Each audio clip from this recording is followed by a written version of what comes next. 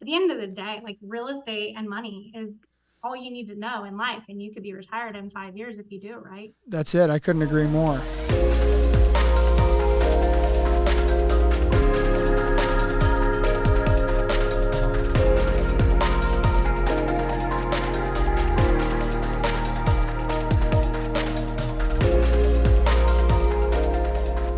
Welcome back, everyone, to episode 24 of Cashed In. Today we have an awesome guest, Jacqueline Matoza. She was featured on HGTV's Battle on the Beach and an all-around real estate guru. Jacqueline, thank you so much for meeting us today via Zoom in Vegas. Thank you. Thank you for having me. Such a pleasure to be invited. Of course. So I was watching some videos on you earlier today on YouTube, and you were on the Virtual Millionaires podcast. Yeah. And your story was super intriguing. What I gathered from it, you started at age 15 in a real estate office? As a receptionist. Yep. Yep. And you, what inspired you, I guess, or piqued your interest was this British woman who was in the office was getting bins of rent checks every month. Yeah, that's how old I am. We actually mailed in rent. But we certainly don't look at it because the first time we spoke, I was like, how old are you to be able to have this resume? That's what everybody says. So yeah, she was getting these bins of mail, and you finally got the gumption to ask her, what do you do? And she said, I own apartment buildings. And then that's when you realized it was the investor route you wanted to go versus the agent route. Correct. Which was very interesting. And I didn't know if you wanted to start there or branch out on that. Yeah, I mean, I think for me, it was a lesson in I watched these agents killing themselves. And I mean, it was the .com boom. And everyone was just signing contracts on their trunks, hoping that they would get accepted. And real estate was like wildfire. Everything was booming. And I realized, like, the agent that I was an assistant for, I think I was the receptionist for like 6 months. And then Mark asked me, would you like to help me? I need help. And I was like, sure, I'm bored as heck on this phone line. Like, get me out of here, right. You know? So I still did the work while I was picking up phones. But when phones weren't answering, I was doing his work. And I learned really quickly watching him, like the turn of an agent. That's a real turn, and it's a lot of work. And here's this little gal, like, comes into the office first or fifth and picks up this huge bin of checks. And I was like, I mean, clearly she had to build cash to get there, right? Mm-hmm. But it was just a very aha moment where it was like, let's work smart, not hard. Yeah, and being an agent myself, I can resonate with that because it is a grind. And of course, I didn't have, any other job, but it was a vehicle for me to, get my cash to be able to invest. But I can't imagine pre-.com boom if I couldn't send a contract via DocuSign. And then it doesn't work out. I probably write, for every 10 contracts that get accepted but doesn't close, you could get a contract accepted, but it wouldn't close. For every 10 contracts I write, maybe one would get accepted, or that would just be so time consuming and I would never sell anything. I mean, I can't imagine selling, pre.com. So yeah, it was wild. It was definitely, I mean, agents were really motivated because the prices were climbing, I mean, much faster than we've ever seen. And so they were motivated, but for me, it was like, I'm tired watching them. And, we were using fax machines. Yeah. Oh my gosh. The only one who uses the fax machine still is the Iras, but Oh my God.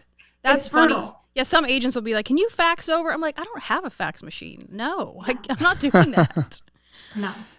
So where did it go? Where did it go beyond that? So tell me about post high school then. Did you go to college? And I would assume, or I really wanted to be a doctor. That was like my dream as a kid. And I had a couple of forks in the road where I had to make a decision for just life. And I had to grow up pretty quick. I went to the University of San Diego. I had a full ride for pole vaulting. I was in the Junior Olympics in high school. So my parents told me, like, oh, go to any school. We want you at the best school so you can have the best career and future and network. And so I picked the private school. And then I got there. My parents were like, yeah, you're footing the bill. And I was like, oh, great. Yeah. So you have a fork in the road, right? Like to stay and get in debt or to go home and pivot and Sure. have less debt. And I was like, I knew I couldn't go back to Cal Poly and ask for my scholarship. That wasn't an option. I was going to have to like earn my way back on the team, and I had to work, and you can't work and do college sports. So I had a really couple hard conversations with myself. Like, well, if you're paying for your undergrad, you can't be a doctor. So I went to the library and started looking up those like college books where it tells you like average salaries of people who graduate. Yeah. And I was like, in high school, my neighbor for like a short stint was a CFO, and he made big bucks. Mhm. And I was like, maybe I should look at the accounting route, but how much do they make? Like how much do people Sure. make? And I was doing an internship in accounting at the time. And I was like, this is fine. It's math. It's no big deal. I love money. So this is awesome. And I was looking through the books, and I was like asking around all the people in the tax and audit and everything. And I was like, if you had to redo your career, what would you do? And everyone was like, tax, corporate tax. They get paid boku bucks and doing transactions. And I was like, aha, okay, that's the route I'm going to go. They're like, if you can do tax, you can do accounting. If you can do accounting, you can do finance. If you can do tax, accounting, and finance, you can do legal and treasury. And so I was like, boom, that's it. That's my ticket. Like, I'm going to learn and be on the front end of the business, not on the back end doing tax returns. Like, everyone's like, oh, you did tax returns? I'm like, no, honey. No. I'm doing like mergers and acquisitions, new market entries, new market exits, or old market and exiting them out. Just setting up shop and making wheeling and dealing, which again is a lot of turn. Sure. So I didn't get out of the turn. I really should have probably became a nurse, but that wasn't on my radar. Looking back, because like they work 3 12-hour shifts, that would be amazing, and get paid well. But Yeah. I went the accounting route and the tax route specifically, and somehow managed to land a job in international taxes right out of college, like before I graduated. So I went there and just learned money, because my family doesn't understand money. And I was like, I just want to understand how the heck what's gone on in my life financially with my parents has happened.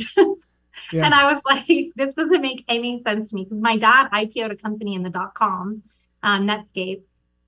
And then, so I was like, what the heck is going on? Like, how do you go from like high highs to low lows and like, this roller coaster? And I'm like, I just want steady, like I just want to keep it steady in my life and hopefully on the upward trajectory.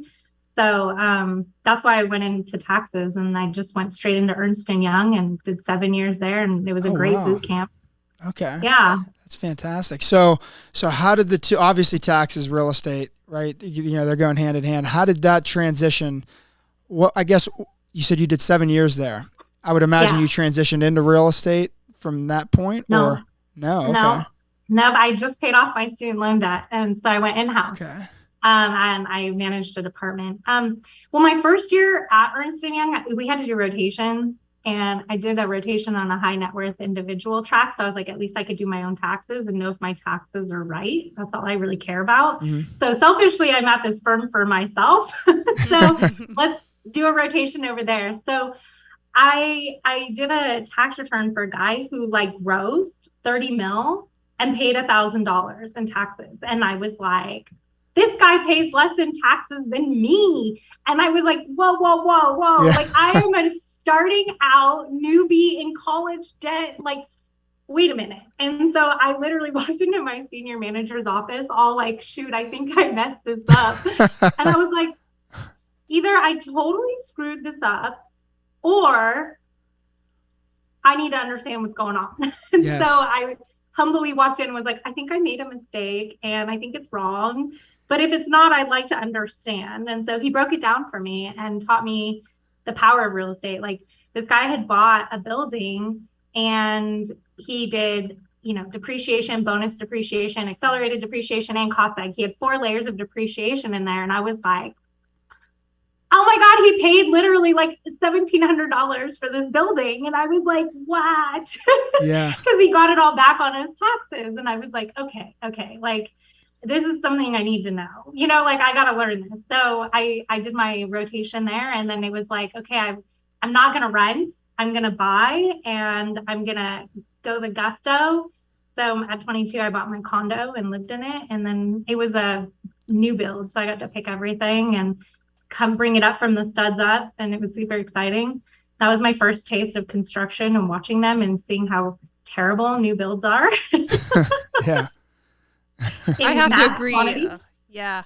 Seeing the new builds, it's almost like a cookie cutter process. I don't know how else to describe it, but it's churn them and burn. I'm like, how fast can we build this cheap and then move on? Yes. I had outlets that weren't even plugged in. It was great. Oh my God. They had no electricity. There were no wires ran. It was great. And then they're like, oh, you have a warranty. Call the warranty company. And I was like, everyone is calling the warranty company.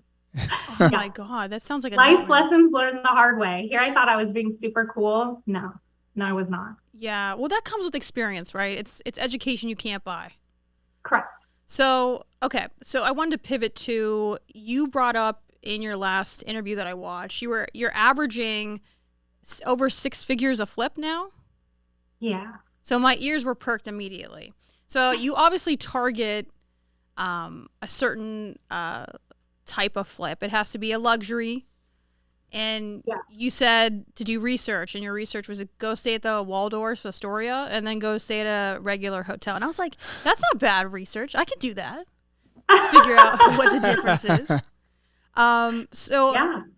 He was asking you questions too, like how do you find them? How do you fund them? Do you want to touch on that? Yeah. So in California, it's not hard to do 150 grand flip. The prices are much higher. And so it sounds really great, but I mean, I think that's just California real estate. Yeah. And so it's luxury for sure in non-California. So in Texas, when I was over there, for sure, it was more luxury market, high demand areas. But basically I look and drive by and knock on all the the one ugly house in the neighborhood. I'm like, hi. Like, are you okay? I see some maintenance isn't done. And I just make friends with them. And then I'm like, well, if ever you get to a place where you can't continue to maintain this gargantuan house, let me know. I mean, that's basically what I do. Sometimes I use wholesalers. Sometimes I find the deals on my own. I'm really open to any way of getting a property. It's just the numbers. Like, I'm very unemotional. Anyone who goes through my flipping coaching program hates me because they're like, I got a deal. I'm ready. And I'm like, no, that's not a deal. Yeah. No, there's not enough cushion in there. We need cushion because you don't know what you don't know until you open the wall or whatever, you know? Yeah. And I always try to start them like on cosmetic flips so that they can kind of get the feel of like the process before they go hunker down and go all in, because it's a process and you have to learn as you go. And I can't teach everybody everything in my, I try to download as much as I can, but construction is its own beast for sure. For sure. And I grew up with 2 grandparents of grandfathers that were in construction. So I used to go and watch them and be like, can I help? I was the only granddaughter. So I didn't really have this girly girl mentality until I saw the girls in high school. And I was like, oh, they look cute. I don't look like that. I was a total tomboy. So then would you say that you're more a flipper then? Are you a buy and hold, or what type of investor are you? Are you kind of diversified across the board? I have no particular game. It's all based on the numbers. If I can burn and get my money back out, everyone's like, you're insane. I'm like, I try to do 6 months of cash on cash max. So if I put the cash in, I need the cash back out in 6 months so I can go do another project. So if I can't hold and burr it, then I sell it, or I do seller finance. That's another. I do a lot of creative financing. I just gave 2 deals out this week to people, and I just asked somebody this morning, would you do rent to own, rent with an option to buy? And so I don't really say no or yes to anything. I don't have like a set conclusion until the finances and the economics are done. But usually I have a general idea about my strategy. I started with primary rentals. I guess they call it house hacking now. I started with primary, and then I would rent them out for 3 years, and then I would either sell them or consolidate them into another product, I would refi out and consolidate the money into another project. But I mean, I've subdivided buildings. I've got condos, I've got houses, I've done rent arbitrage, I just looked at a rent arbitrage yesterday and I can make $6,000 a month off of it, free cash flow. So I'm like, yes, give it to me. I don't care how I get my properties. I'm not like a one type girl. I'm a numbers. My accounting comes in. I'm like, how do I get the most out of this? And I give every seller like 6 options. I'm like, tell me what you want. Yeah. And they're like, oh, wow, this is very amazing. I get to pick, and they love it. Yeah. So, can you elaborate? What is rent arbitrage? I haven't heard that term before. Yeah. So I long-term lease a unit from somebody and I try to lock it in for like a multiple years. And then I either short-term or executive or travel nurse corporate rent on top of it and take the premium of the rental. So I furnish them. I see. And sellers they go for this. They're like, sure. Oh, landlords. Yeah. A lot of tired landlords call me. A lot of tired landlords call me. They're like, I'm tired of renters. And I'm like, okay, here's your options. We can rent arbitrage it and I'll be your corporate like tenant and you don't ever have to deal with it. We'll put a 5-year lease on it and you can evict me if I don't pay the rent, but I'll pay the rent. And, and then I go through all the other options, but it's actually a lot of tired landlords love it. They also love offloading their portfolios where they get to keep the cash flow for like a long period of time. And I'm just reverse mortgaging into the property with them. So you essentially subleasing then? Is that you're going landlords are okay. Yeah, you have to have a sublease allowance for subleasing. Yes. Okay, gotcha. Mm-hmm. Okay. But I do a lot of seller finance just for tax purposes, especially in California. Like when you sell the building, you're going to owe a huge tax bill. So we try to bleed it out over a couple of years. And some people are like, I would love to just keep getting this money for the next 30 years. So let's do it. And I'm like, okay. Very cool. Yeah. So I guess, so you said, I always emphasize to, anyone that I'm mentoring, that I'm talking to that's trying to buy their first property. And really everything that you just said over the last 5 minutes really is the epitome of having a game plan, right? Not necessarily, like having a one size fits all model. You just explain a variety of different ways to invest in real estate or to own real estate, right? So, maybe like kind of go over like your thought process, like I know that you kind of did, but kind of going over your thought process on like your game plan. Like whenever you're looking at a property, it's like, okay, like what is it that you're looking for that kind of determines whether or not you're going to burr out of it, whether or not you're going to Airbnb it. Obviously the location plays a factor in that as well. Maybe touch base on that a little bit. Yeah, so it depends on where my portfolio is because some of them I want the extra losses to throw depreciation expense to offset my income. So I'm trying to always keep a net zero so I don't pay taxes. So it's kind of this convoluted web, but typically I'll find a seller and the seller calls me. Sometimes they just want a cash offer. They want out, they need the cash now. They don't have any other way of doing it. So I'll give them a couple options like, okay, this property is not one I would want to hold, but if you give me 3 months, I'll flip it for you with my money and we'll split the profit. And then I don't have to have any financing. Or you can give it to me and I'll take all the profits, but I can't pay the price you want. And that's where the negotiation comes in. And that's where sometimes creative financing, like telling them you finance this property while I'm flipping it. And it's all contracts, right? And it's all liability protection at that point. But, that's where having more options is better than not. But like, I would definitely look at, what is my buy price compared to market? And can I get that extra 20% down without putting the 20% down and get my investment back out, right? So you're like, okay, here's the ARV and backing off the 20% that a conventional loan for long-term rental real estate would need, and then pulling it back down into like, can I get my money back out or enough of it that I don't care? Right. And then rent it. So there's kind of like, it's all mathematical. It's all numbers driven. And this is basically why I'm building an academy, because I just don't think there's any one place people can learn all of it and understand all of it. So for sure. So then what would you recommend? Numbers.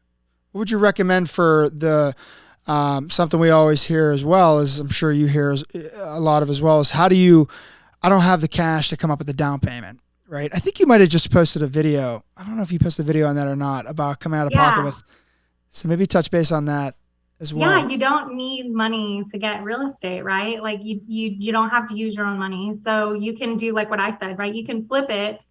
Construction loans, they'll like any flip company that does private money will give you a construction loan, and they'll fund 100% of it. And so you can, you can have them keep title while you're flipping, get an appraisal at where it's at, come in with construction loan at 100%. And then on the back end, you split the end difference from the appraised value then and then the sale price. And so that's one way you can do it. Another way you can use other people's money. I started with credit cards. That was what I was going to ask you. Okay. Credit cards and cash advanced. Really? Okay. I mean, I love credit cards.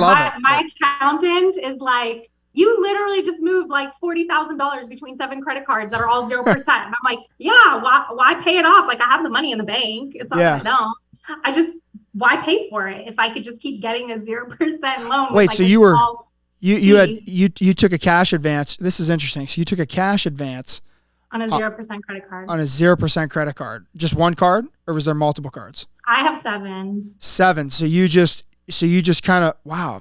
Okay. I keep balance transferring. I keep like rolling it. It's 0%, right? You're gonna beat that. You're gonna beat that every time. Yeah. So I'm very creative in my financing structure. Like there's like creative finance on how to get real estate, and then there's like creative finance to finance yourself, and that's 2 different ways of looking at life. But I mean, I saw all of this when I was in the tax world. You're always robbing Peter to pay Paul if you can get a better rate, and you're rate arbitraging. Absolutely. So I work with a lot of hedge fund guys and I do asset management for them. And basically, a lot of it is taking loans against your stock portfolio and your brokerage accounts, and you can get 1% to 2% loans. That's another way we do it with our 401ks and stuff. So yeah, can you touch on that? I was super interested. You spoke on that on a different video. Touch on that a little bit. I'm not as familiar with the 401k, but the stocks and things. How did you borrow against yourself or use your money to fund a flip? I guess I wasn't grasping that concept, but that was super interesting. Yeah. So when I left corporate last year, I took my 401k, I rolled it into a self-directed 401k, and then I formed a corporation and bought the stock in my corporation. And that's how I funded my business. I put, half of my 401k in, and because the stock market in the last 10 years earned 9.2%, real estate on average was 49. In Vegas, we saw 250 in the last 3 or 4 years. Wow. So I'm like, why is my money sitting here? It's stupid. And inflation, stocks don't track inflation. Real estate does. Cost of living, stocks don't track that. Stocks are just for trading in my eyes. It's like you just trade and trade and trade, and it's not a hold position unless it's emergency fund and just in case. But you shouldn't have too much in there, and you should be using it in real estate or some other asset where it's a commodity and it tracks inflation and cost of living. So that's why I moved my money out of my 401k, and it's all tax-free, penalty-free. It's like you would buy a stock like Facebook, Amazon, you're just buying stock in your own company. So it's legal. And then the other thing that I did was for my original, what was the first question you asked me? You said, how do I use my 401k? And then stock. Yeah. So if you have a brokerage account, you can call your brokerage firm and say, hey, I'd like to take a loan against it. And they'll tell you like what rates and what this and that, and they'll give you a loan and borrow against it. And it's like, it used to be like 1 to 2. I think now we're between 2 and 3%, but it still beats the market in any financing. So if you have money there, that's why we leave a bit behind. So we can always borrow against.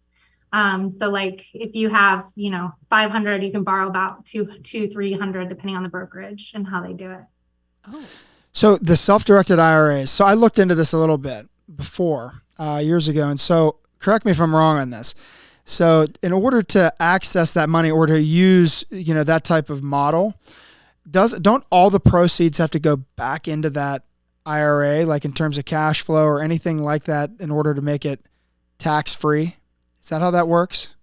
Yeah. So I split my 401k between an IRA and I left my Roth as a Roth 401k, and my Roth bought into my corporation. So Roth is after tax. It grows tax-free. It grows penalty-free. And when you get out into retirement, you can take your Roth 401k, roll it to a Roth IRA, and there's no required minimum distribution. Mm-hmm. So you basically can scapegoat all the taxes and do a stock buyback in your corporation, put the money back in your 401k, and then do it all over again.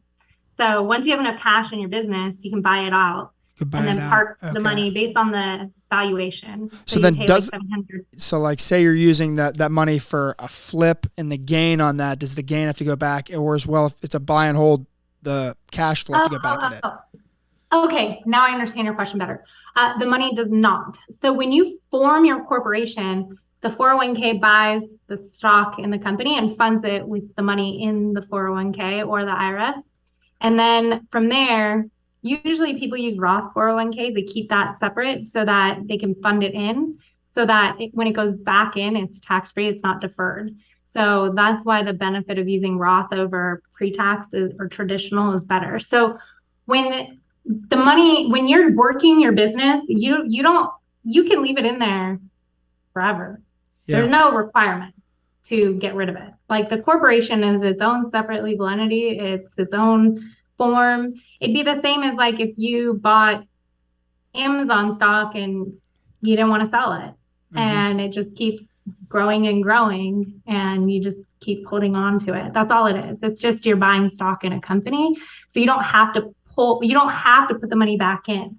But what a lot of people do is they'll buy apartment buildings or multi-units that are turning more cash. And then what they do is they'll put the money back up in their 401k based on the appraised value. So when you start it, you fund it with cash. That's the appraised value, whatever number you put $100,000 in, it's worth $100,000. You go and buy a property. Well, now you have much higher appraisal because there's assets in there that are worth a lot more. Sure. So then you put the money back up in there, and then you can like recycle it through, or if you can, you could burr the property and get your money back out and then go buy another one, so it's just how you go about it. I tell people you don't want to end up with a ton of corporations, but if you buy back, then you can merge the other corporation underneath. So there's ways you can go about it legal structuring wise, so you're not having the headache of a lot of maintenance and administration. But you don't have to put the money back in if you sell the flip. No, it's business money. Interesting. Okay, so use it for your business. You're buying yourself out. That's the way you're doing it. Essentially, is what you're saying. You're buying yourself out through a corporate. Okay. Gotcha. Yeah, and it's tax free. So like if you had bought, so I'll give you an example. We had a client. He had $5,000 in his Roth 401k, and he was starting a new fracking business where he had drones and this technology where he could use like certain sonar and all kinds of equipment to tell where to frack within a mile of where the frack part was. And so he would go around, I don't understand fracking, but he was like, yeah, I can tell people where to drill within a mile. That's unheard of in that field. And so he was like, yeah, I just need like 50 grand. So he put $5,000 in, and he's like, I'm going to want to do this for oil and natural gas, but I don't have the technology for that. So I'm going to need to sell part of it off. So that's why we told him, put 5,000 in from your Roth, 45,000 in of your own money, make your little drone, go get some sales.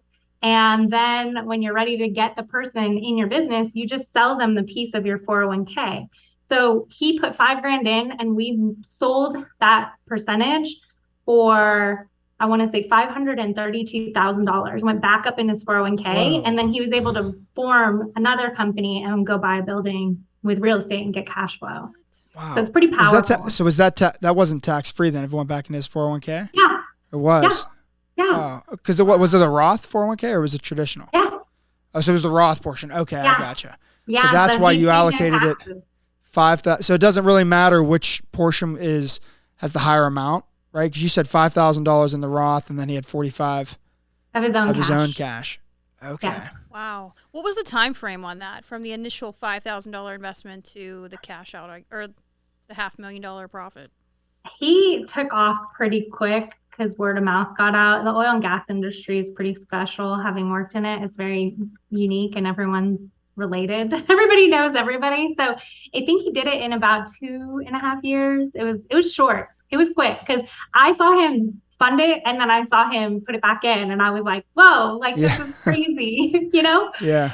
And he did it because the money never even went into the company. It just went from his 401k. The 401k sold the shares to the new owner. So the money never touched the corporate hands. So there was no tax at all. None in the corporation, none on his individual side. So it's a very powerful, what the rich do is not fancy. It's not expensive. I think it cost him like $4,900 some dollars to set this up and $146 a month. I mean, it's well worth it. When you look at it, he was able to park over $500,000 away and not pay tax on it. So yeah, and that's such a good point. These strategies are available to everyone, not just the wealthy. Right. It's becoming educated and understanding money. That's really the key to it all. Yeah, I mean, they really live off of like life insurance, trust, and recycling all the same money in those 3 vehicles. That's really it. That's all they do. Like, if they want to sell buildings, they're like, hey, go put this in a trust. I don't want to pay the tax. Put it in an escrow trustee account, and I don't want to touch it. And then we'll just go buy whatever we want. My son wants to go buy a business. Go give him the business out of the proceeds, and it just sits there tax deferred. So there's lots of ways of going about it.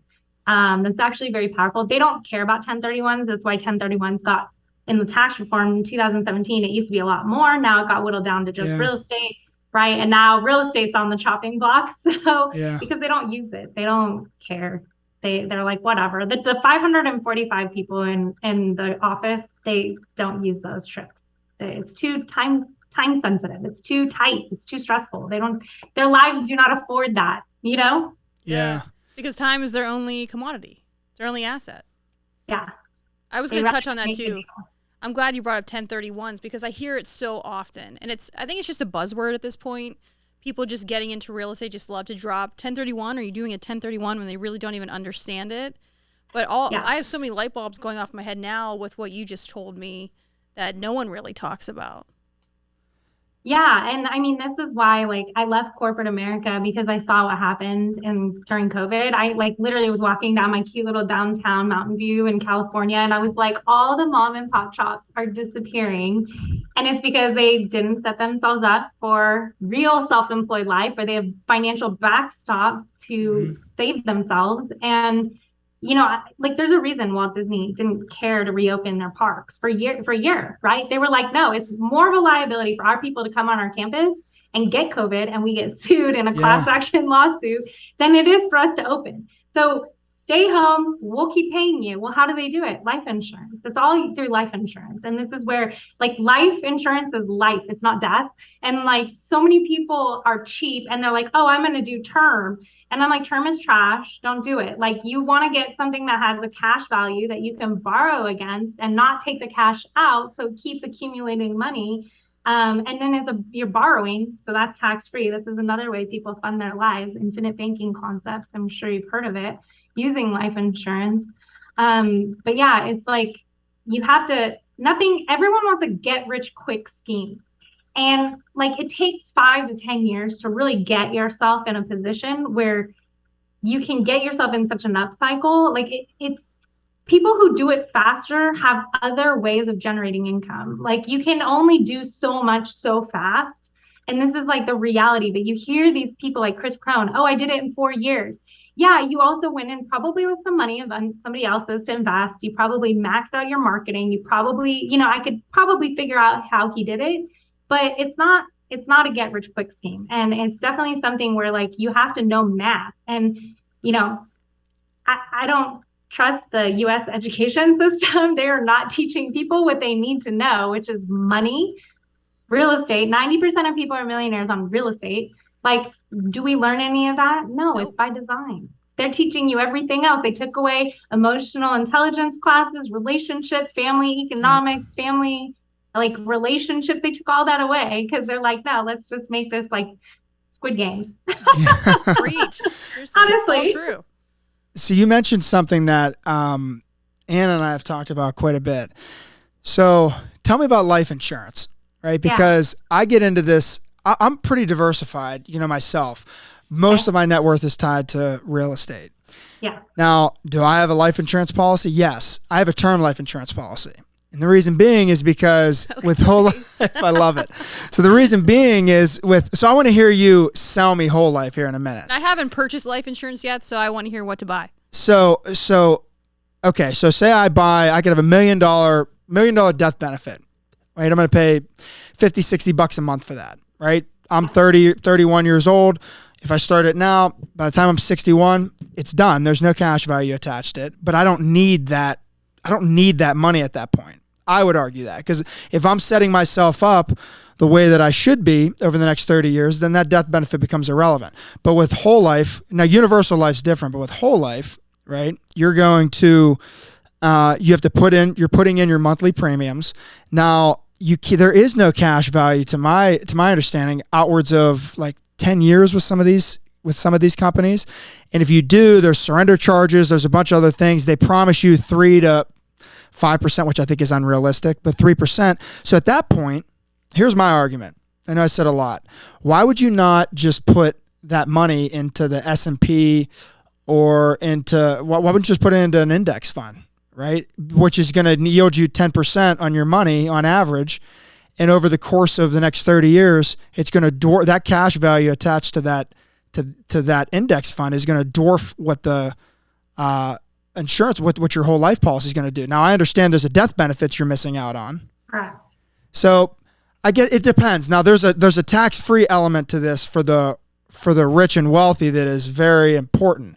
I guess I'm talking about the regular common average person, right? So So you hear a lot of people trying to sell things to people that they should not be sold. For sure.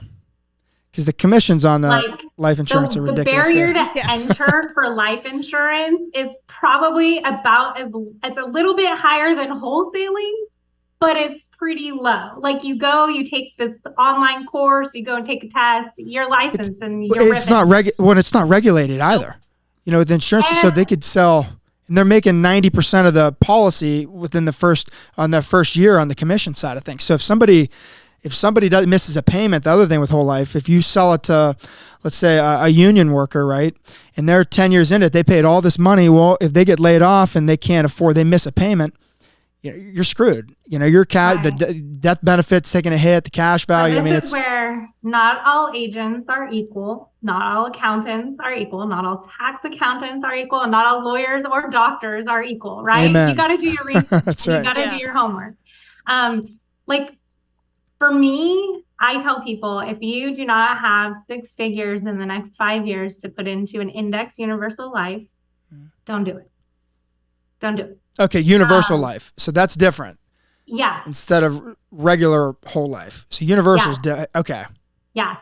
Now, for infinite banking concepts, and I have been in heated arguments with life insurance agents. Like, you can do infinite banking concepts with an IUL. I'm like, you can do a lot of things in life, but tell me the mathematics behind it. Let's break down the numbers, because I don't give a crap about a crap. All I care about is the numbers. Yeah. And they can't break it down. They're trying to make their commission, which in IUL, they make a lot of money. Mm-hmm. Like, I get yelled at by my broker all the time. Like, how come you don't sell more? And I'm like, I don't sell unless it fits. Like, I'm sorry. I have an ethical code inside you're licensed of me. Then. Okay. So you're a licensed agent then? I am licensed. Oh, okay. This makes it even more fun. Perfect. Okay. Yeah. So like, I'm not going to sell unless I know it's right for the person and the person understands it.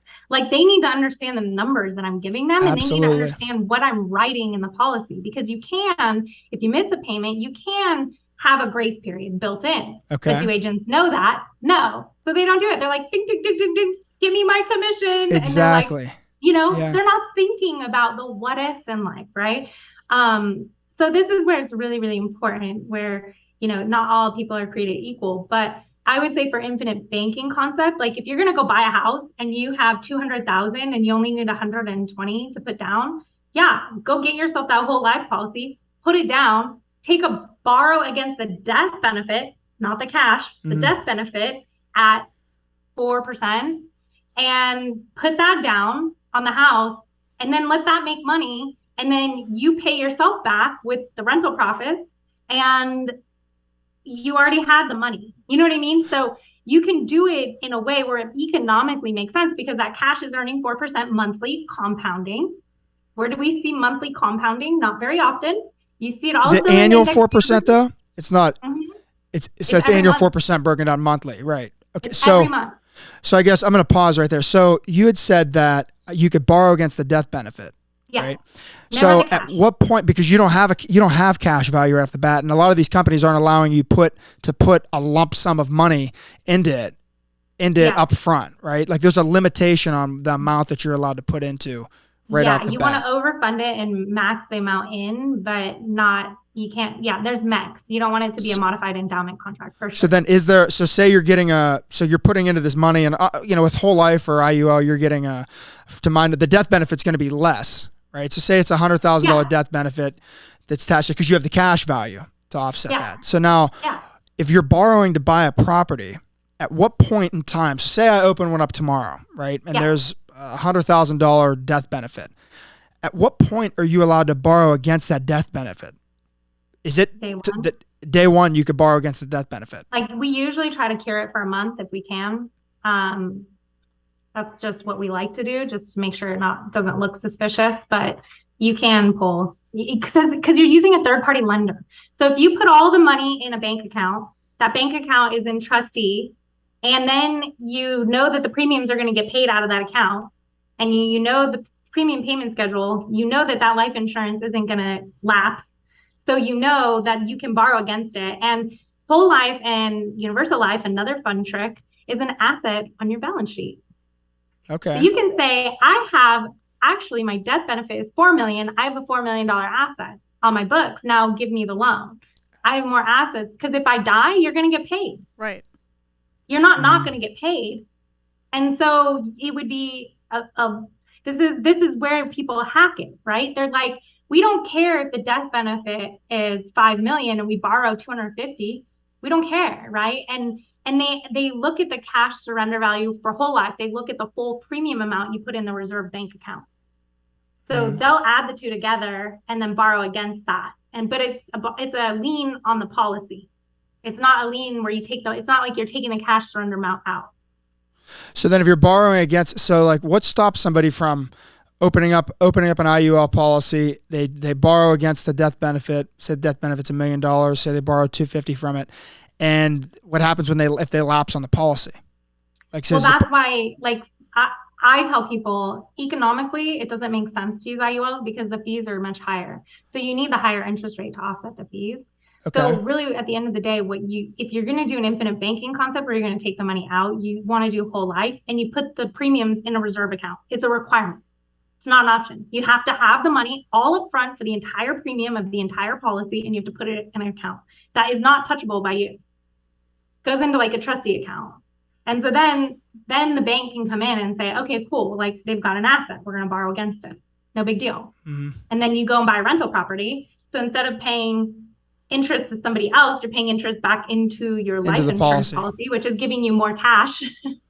At what percent are they doing? At what percent you're borrowing that money from the death benefit? Yeah. And then you're paying back. So you're paying the premium, right, on the policy, and then you're paying. The premium's already in the bank account, so you're not paying that premium. That's already taken care of because it's in the reserve account. You're just paying the loan back as if you borrowed from a third party. At what percent? But you're paying yourself. Okay, principal. Yeah, so it used to be like 1-2% depending on your credit. Now I think it's around 3-ish, but it's much lower than you're going to see on the open market. Lower than you're getting, always right? Always is. So do you do this then? Is this something that you do? Okay, yeah. So not to get personal here, but so your death benefit on your policy. Maybe I won't ask you directly what your death benefit is, but what is necessary then? Like what percentage are you allowed? Is there like an LTV, I guess you would say, on your death benefit, like a percentage you're allowed to borrow against the death benefit? Like, is it 80% of the death benefit? 80% of your cash premium payment in. So if you put 200,000 in, you can take 80% of that. Okay. But that's the cash. So if you put 100 grand in, for every 100, you get 80 back. I thought it was attached to the death benefit though. It is, but they will only let you borrow up to the cash surrender value. What if you don't have enough cash in there? This is where IULs are killer because you're getting 10%. Like right now with interest rates going up, man, you're killing it on the index right now. You're killing it. You're getting 10, 12, 15. I had a client now. He's on an indices where he is trading it daily, he made like 40% and 1,000% on 2 of his funds Yeah. in 1 month. You're not going to see that anywhere else. Now he understands money. He knows where to invest. He knows what to do. This isn't every average person, but even if you just put it in a fund, you're going to earn 10% monthly compounding. That's 180% a year. You're not going to see that anywhere else in a bank account. So why have your money sitting in the bank account? If I need it, I can just call up a loan company and be like, give me my money, and it's tax-free. And all the money growing is tax-free because I use after-tax money. Okay. So then what about, so in your cash, I'll give you rough, and again, don't quote me because economics, market, volatility, blah, blah, blah. But, on average, your cash surrender value in an IUL doubles every 5 years. okay. So if you put $250,000 in, you leave it, don't touch it, you have $500,000. 5 years later, at 15, you have $1 million. Like, you don't see those numbers. I mean, we've seen it in real estate these days, but you don't see those numbers typically anywhere. In the market, So you usually every 6 account. years ballpark. Every 6 years in the market. Every 6 years in the market, in the stock market, your money tends to double. Some people more conservatively, they'll say 7 years, but that's typically around that arena. I guess I'm just a little bit skeptical of it. And again, now we're talking real estate, but it's all relative because we're talking about. Because I can borrow against my index universal life policy and go get. But what if you don't have a cash value attached? Like, so you're saying you could borrow your death benefit, but death benefit. What's that? I overfund. So if my premium, so you're allowed to overfund then. Yeah. So if my premium is $13,000, I put it in my corporation. I use my corporate profits, so I have a tax deduction. And I basically put my money, instead of giving it to Uncle Sam, I'm going to put it in an index universal life because it's tax deductible. Okay. And then I'm going to park it up there. And if I know my premium's 13, I can pay up to 50. I'm going to pay 50 so that I'm not paying Uncle Sam over here. See, so and I'm this going to keep my corporation in a loss all the time, carrying forward all the time. Yeah. So this and is then I'm beating the market because I'm not paying taxes. Right. Yeah. So you got to look at it from like a holistic overview. Like, if you're smart with your money, which the rich people have the best financial advisors, right? They know real estate is the game. So, I mean, like, we just saw BlackRock, I think it was BlackRock. They announced a $24 billion raising of funds. They did it in 2 weeks. And then 2 more weeks later, they had $100 billion. And they're like, we're going after all single families. Well, we already know 1 out of 5 single families is already owned by hedge funds. Yeah. Now you're telling me with $100 billion, you're pretty much going to take another 20% about? Like, that's petrifying. Yeah, that makes me terrified. Petrifying. It makes me, like, this is why I left corporate America. I'm like, I'm part of the problem. I'm doing this for them. Like, I am making them richer. And my soul, like, I'm watching these mom and pop shops and they're closing left and right during COVID while Disney's like, stay home. I'm going to keep paying your bills. And, and I'm sitting here like, how did we get here? Like, how is this even legal? Like, I'm sorry, Jeff Bezos, brilliant, but you are not worth almost $1 trillion off the backs of people you paid $15 an hour. I'm sorry. I just don't feel it's right. And he didn't go and deliver all these packages, yet he's getting the majority line share of the profit and the value of the stock, and I'm like, that bothers me. I can't, like, why? Because you had a brilliant idea, like, you're worth that? No, like, back in the day, this would have never been allowed. The government would have stepped in and said, you need to pay your people more. And that's why there were pensions. So we don't have pensions anymore. Well, I have a pension because I was at a firm, but pensions don't exist anymore. The giving back, the profits, giving part of the profits. I agree with that. Yeah. Because 401ks weren't designed to be a true solo retirement vehicle like some people will say they are. Right. You have Social Security. Who knows if Social Security is going to be there. I know they're raising the age limits on that. They do increase which they should, right? They're increasing what everyone has to pay into it. Like, they used to cap it at like 115, 120. Now I think it's up to like 150 or 160 at least in income. Yeah. It's like they should do that, but I guess it's wild to me. So like, now we're all in the real estate market. If we don't own homes, our own primary homes, we better be getting on it. Yeah. Yeah. And this is why I left. I'm like, people have to get educated because the 545 people who are paid for life are sitting there making these decisions of like, oh, let's not raise, like in AMT. AMT had barely hit six figures. And you want to tell me someone who makes six figures in San Francisco, where I had a two bed, one bath condo for $1.2 million. And you're telling me I'm rich and I have to pay extra taxes? It makes no sense anymore. It's like not even logical, because you can't tell the highest markets they have to pay more tax and pay, all of this other stuff. Premium, like it's nonsensical, but they don't care because it doesn't impact them. They have a different social security. They have a different retirement. They have a different, and they have no motivation to do anything about it. And this is where we have to educate people. We have to teach them that, like, stop talking Democrats, Republicans, because they're all the freaking same, guys. Two wings of the same bird. Yep. They ask me all the time, what are you, Democrat or Republican? I'm like, I vote for 55 and under. Yeah. 55 and under. I don't care, because like these people, you can't tell me Pelosi understands crypto. You can't tell me Pelosi understands social media. You can't tell me she's hip with it, that she could literally run a gamut on a blockchain. No, I'm sorry. I don't know. She just made $1 million in the market in like a day. She might have been on the back of her. She did not. Her advisor made her that. Her money. advisor. Oh yeah, that's right. Yeah. Like, and this is what I'm saying, right? Like, there's just, our system is so systemically broken, and they have us infighting to distract from the real issue. And I'm here to be like, let's educate on the real issues. What did you learn from your education? We have an average literacy rate of 8th grade. And I'm like, but you went to school till you were 18. How successful is that?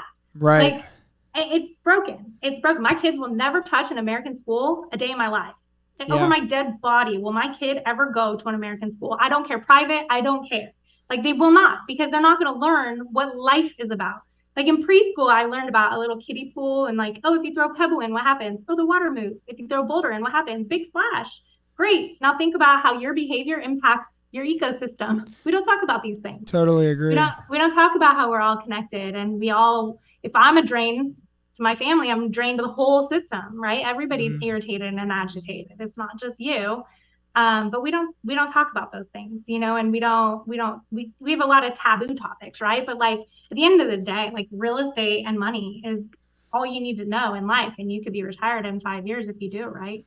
That's it. I couldn't agree more. And I think that I wanted to ask one more question. We didn't even touch on the show. I know. Oh my gosh. Well, we have some time. Okay. So where is your?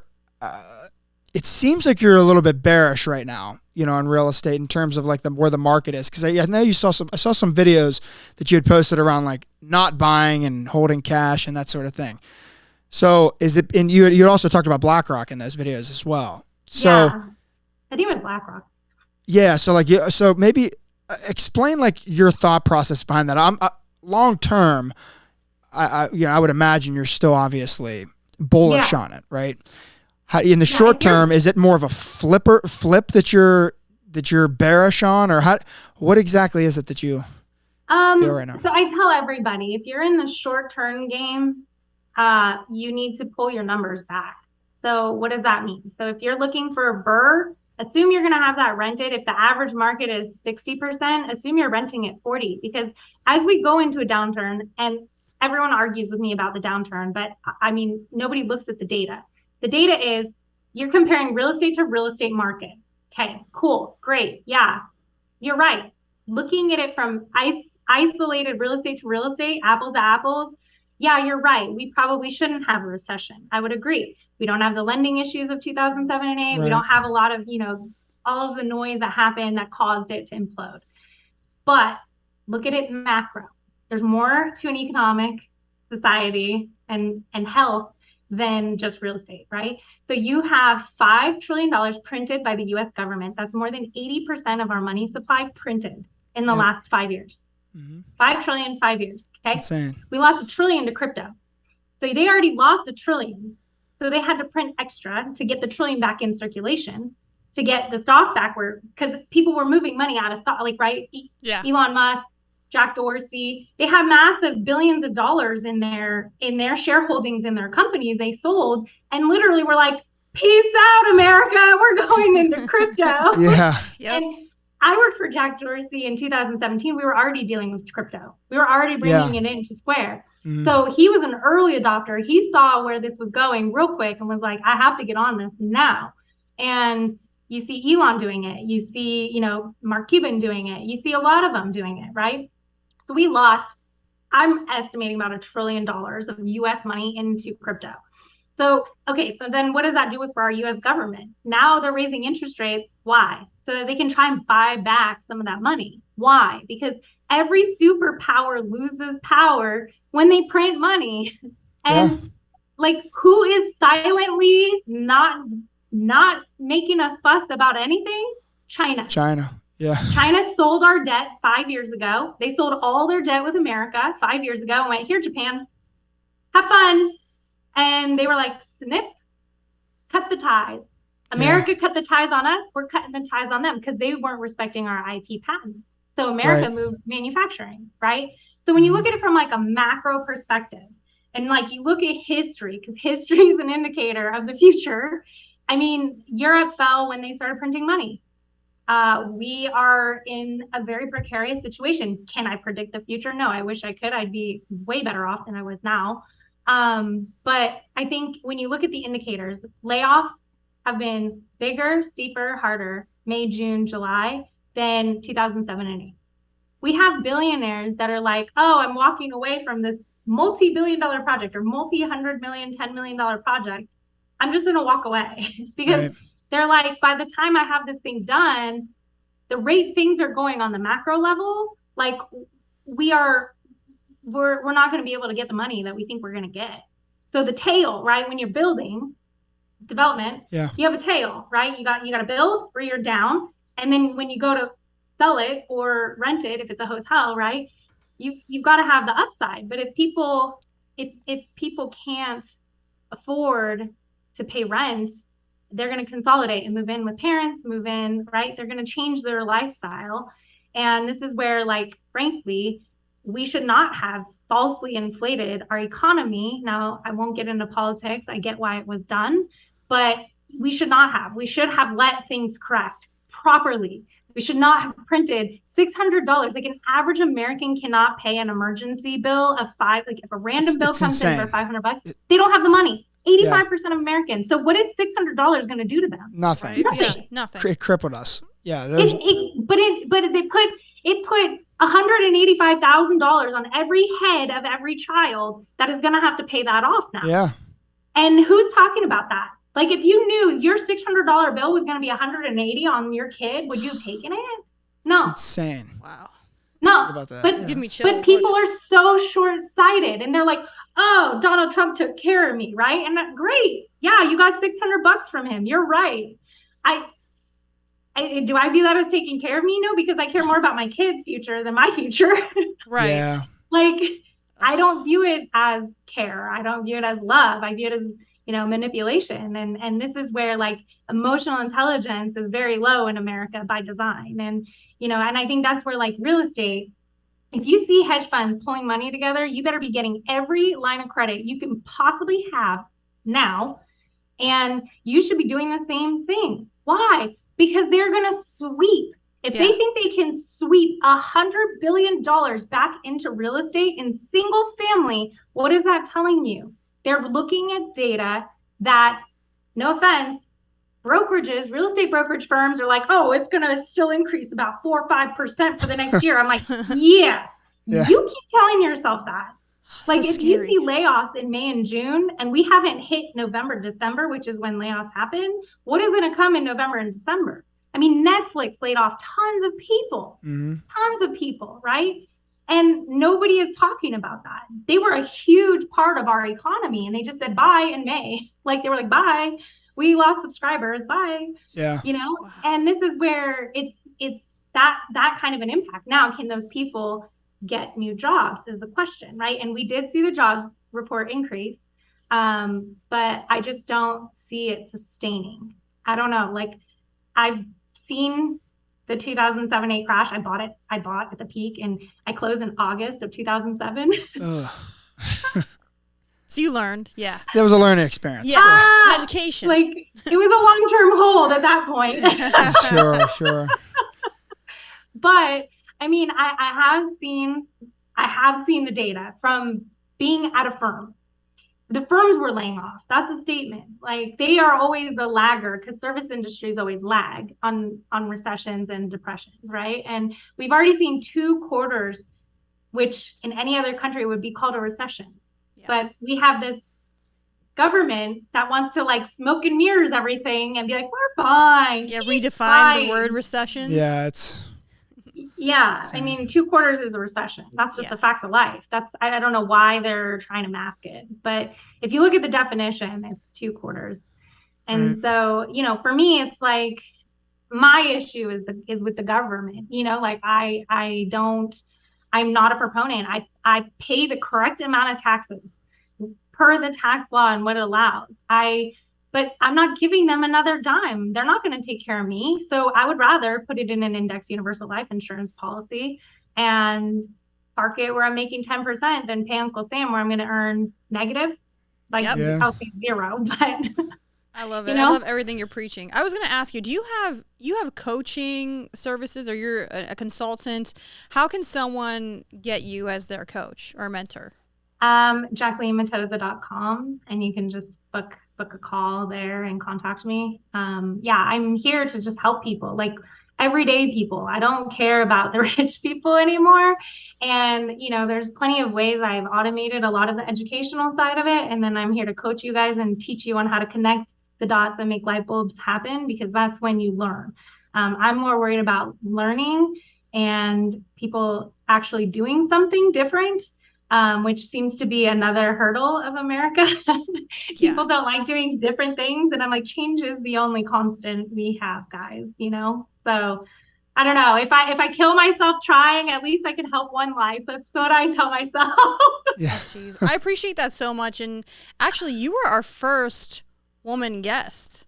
So being an articulate, smart, super impressive female, I appreciate you so much. And I will be typing in your website later, so you're gonna get it. A call request. I'm here to help anyone who's self-employed. There's ways we can zero out the bill. I do. My accountant hates me. I close out my accounts at October. We're like in November, give me hard numbers. December, I do all my tax planning, and I'm like, okay, we're gonna move the cash over here and dump it out, you know, and that's what I do, because it's not, I just don't view, and it's not a good investment giving it to the government. What, they can print another $1 trillion and do what? Like, I'm going to use graphic terms. So I'm like private jets and fun, risky, excursions. Right, exactly. But we need another episode with you. Yeah, because we do. I saw our time in the studio today. So, my God, you are just a wealth of knowledge. I appreciate everything that you've told us today. You've certainly inspired me, and in this short amount of time, so I can't wait to chat with you off air. So. Yeah, I'm happy. And anything, I mean, I do motivational speaking. I do talking to people about leadership, executive leadership, management, the difference between them. I do all kinds of stuff. So however I can help, come educate firms. I come and teach real estate companies, like, if you're self-employed, this is what you should be doing. I do all kinds of stuff. I'm just here to give back. I decorate rich people's homes for fun. Yeah, there's a whole creative side to you as well. Yeah. Like, she's like the whole package. So that's why I do real estate. I'm like, my left brain is sucking my soul. I need to go do something.